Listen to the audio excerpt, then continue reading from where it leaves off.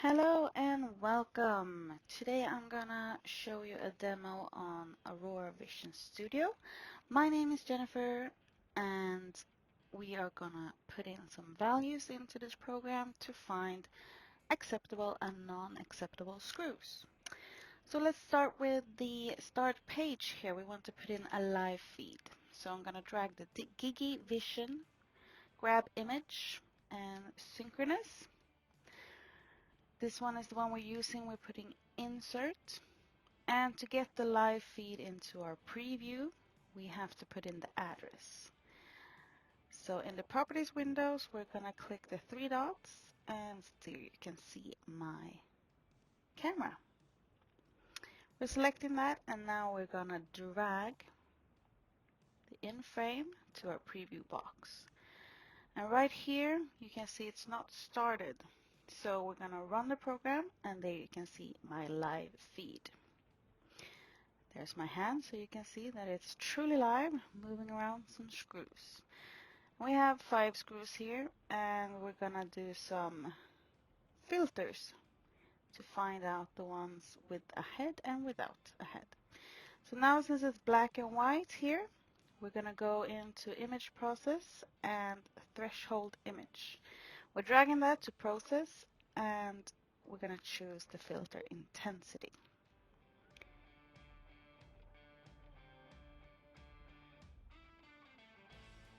Now the program is automatically stopped and we're going to drag the in image to our frame.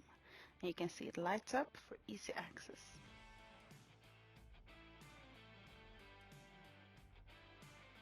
We're putting out the out region into our preview box and you can see it lights up blue where it used to be white.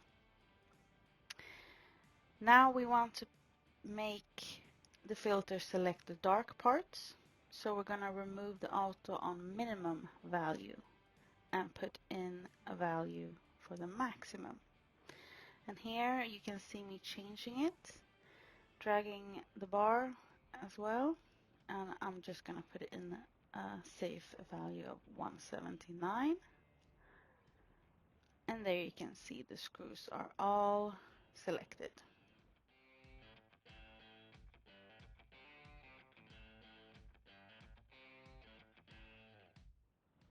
Now we're going to put these 5 screws into what they call a region. So we go to region analysis and we put in split region. And the filter is called split region into blobs. We're going to drag the in region. You can see where it lights up green to the out region of the threshold. And also here you can see it lights up as a Christmas tree.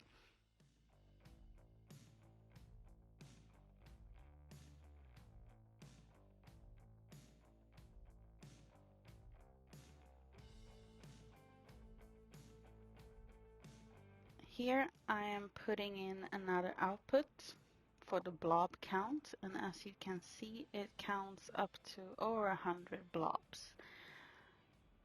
And we just want 5 because we have 5 screws. So we're going to go to our properties window and put in a minimum blob area. Here you can see me changing it, and the more I change it, the lesser the count is. So we're just going to put in 10,000 and there we have our 5 screws.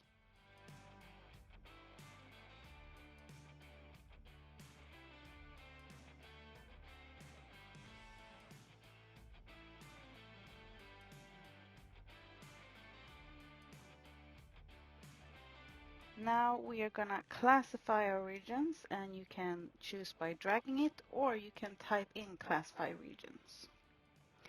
We put in the in region to the out region, and after this we're going to put in the values on our preview window.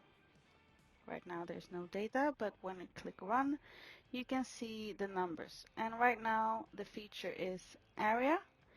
We're going to change that to a thickness because our values doesn't give us that big of a different value. So we're changing the feature to a thickness instead because the screws with the head are thicker than the ones without. And here you can see there's a big difference between the value of 1, which is the one without a head. You can see the value is on 85. So we're going to put in a minimum of, let's say, 97. And we put in out accepted to our preview window. You can see that the screws with a head are accepted and the one without a head is not accepted. But we're not going to stop there because we can clearly see the picture here, but we want something more. So we're going to put in a formula to accept or not accept a true or false formula.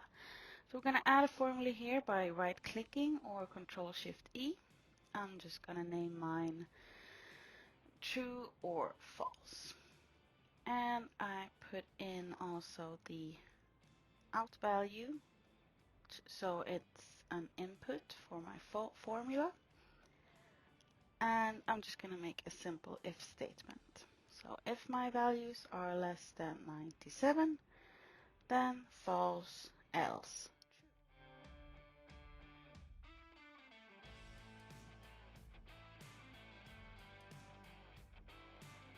And there I have an output that I can use and put it in my preview window. And if I run, you can see that I have true and false statements. If I remove the one without a head, you can see all of them are true. But if I put it back, there we have a false again. And now we're going to make an HMI out of this, so it's even easier. So I go to the HMI window, and we have different things to choose from. I'm going to choose a zooming video. I'm going to connect the in image to our out frame, and you can see it's connected by the little arrow. And we're also going to do an indicator. This one has a start of 3 variables, and I'm going to add more variables. So I'm going to add 6 variables.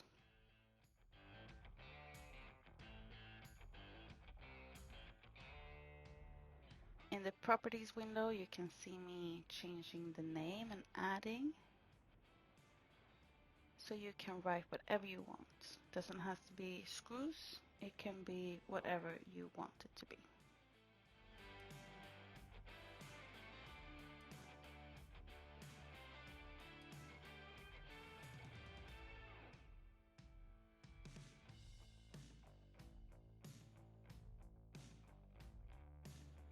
You can also go in and change these things in the program. I'm also going to add a play and pause button for my HMI so I can easily play and pause the video. And here you can see me, I'm zooming into the video and so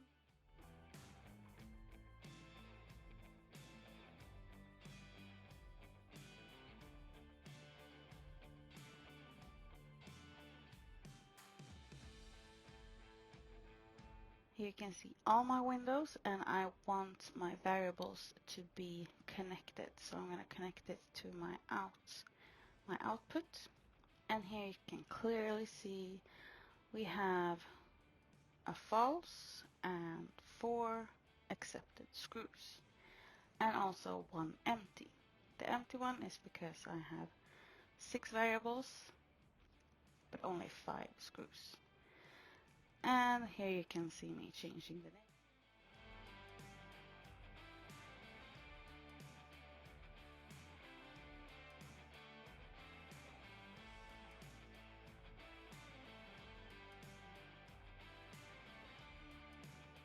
So even if you make a mistake, you can always change it later.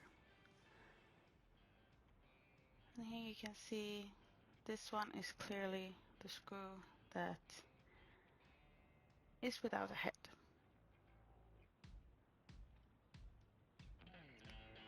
And in my HMI control you can see also there's a live feed. So if I move my hand here, the count is still 5, we have the values and the true or false, and the HMI reveals how many there are and if they're true or false. I added one now, so you can see now we have 6 screws, all but one accepted, and if I remove it, everything changes. So that was everything for this demo. I hope that you learned something, and if you have any questions you can always reach out to me. And thank you so much for watching, and I hope to see you again soon.